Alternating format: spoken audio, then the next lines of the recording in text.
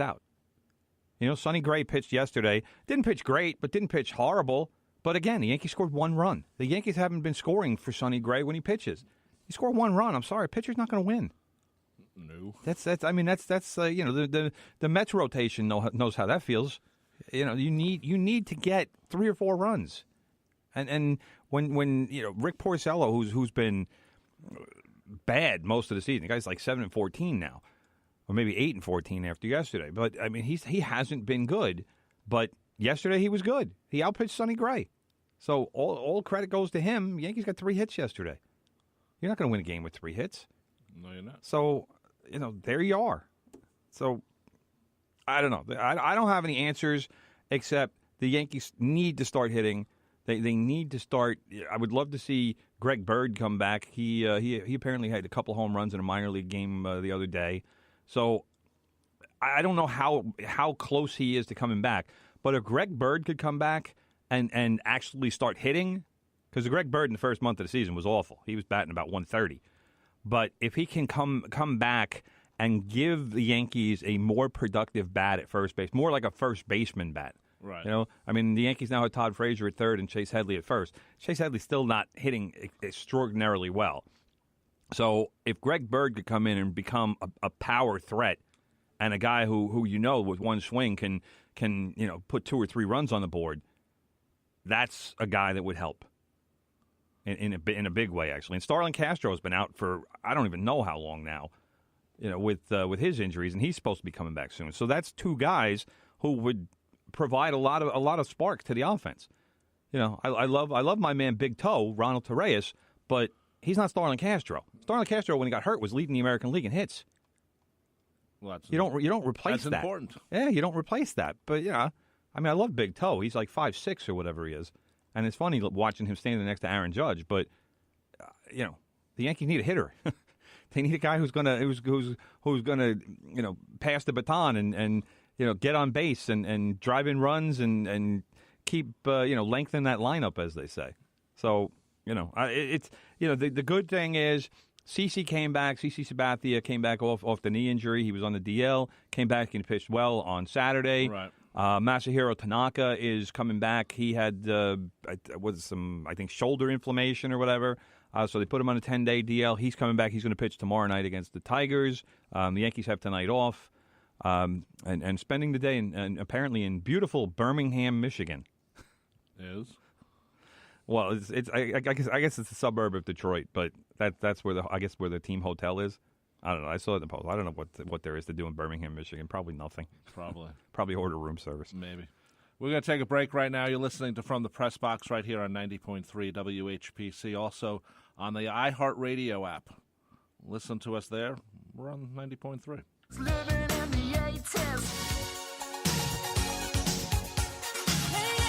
Think I better dance now. Jitterbug. Jitterbug. You take a good, you take a bad, you take them all, and there you have the facts of life. The facts of life. Hey, touch for the very first time. The whole world has to answer right now to tell you once again who's bad. Essential Ladies is back. Join me, Ron Stevens, Saturdays at 10 a.m. for 2 hours of the music, trends, and sounds of the decade of Michael Jackson, Madonna, Pat His Shoulders, and Dynasty. It's the 80s. Take the trip back to the future as we play the classic hits. Essential Ladies. Blast those Walkmans and boombox radios Saturday mornings at 10 on the voice of Nassau Community College, 90.3 WHPC.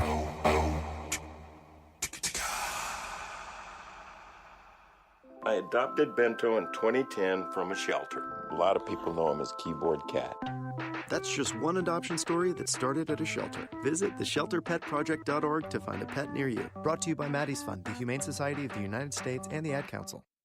Hey, I just got a ticket from one of those red light cameras. Good news. My show, Law You Should Know, can help you fight that. My brother just got arrested for shoplifting. My show has info about that too. My mom told me she's worried about whether she needs a will. Law You Should Know can help her with that. My cousin was hurt in a car accident. Can he sue? Law You Should Know can help with that too. My uncle has some legal questions, but he doesn't think he can afford a lawyer.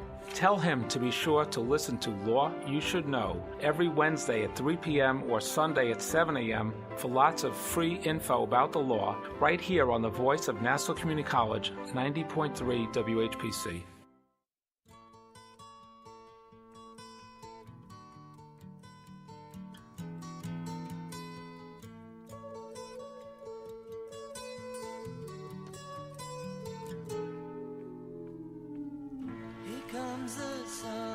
Thought it'd be appropriate for today. Well, no total eclipse of the heart? That would have been good. I needed to tell you that? I'm not a big Bonnie Tyler fan, you know. But that would be perfect. By the way, we have to play a song by my man Smiley at some point. Why? The drummer of The Alarm. He's a Chelsea guy, and I'm a Tottenham guy, and we're going to talk about that later. But let's just say I lost a bet. No, okay. But Smiley's got to send me the CD, so yeah, sure, okay. It's gonna take a little. By the while. way, just before we get to the next topic, Bartolo Colon, Rob's boy. His first of all, he became the 18th player, or 18th pitcher to beat every team in the major leagues, all 30 teams. 18th pitcher, and he is now 5-10.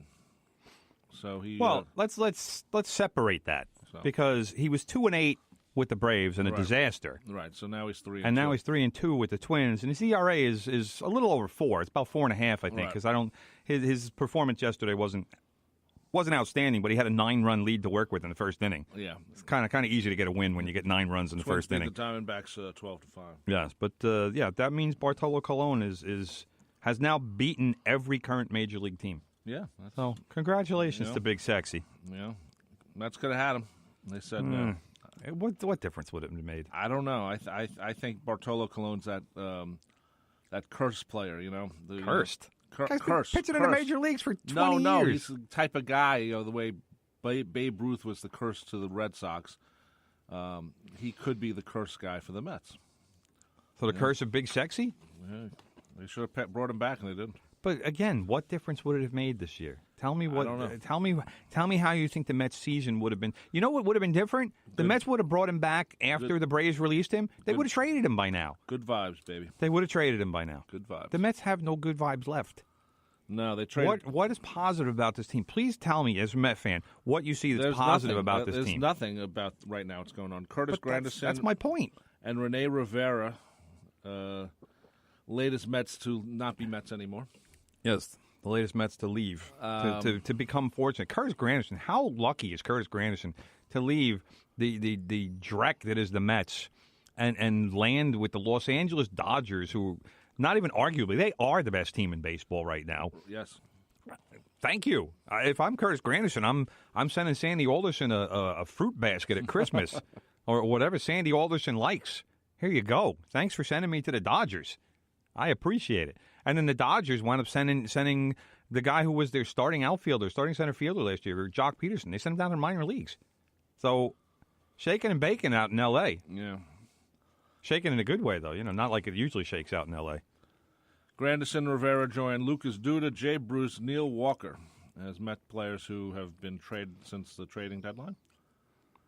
Since after the trading deadline. Yeah, and then Addison Reed was traded the day of the trading deadline. Right.